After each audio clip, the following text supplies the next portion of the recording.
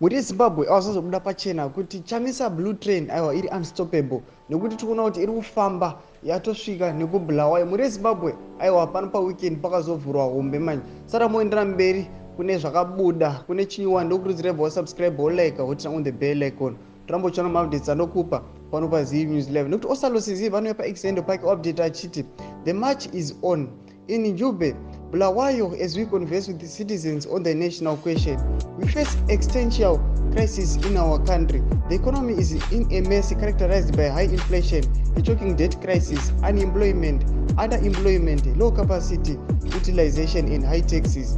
On the other hand, hospitals are not working with the medical professionals, earning peanuts which are far below the ILO standards of decent wage. Millions are food insecure, and with the impending drought, more among our people are going to face hunger, malnutrition, and lack.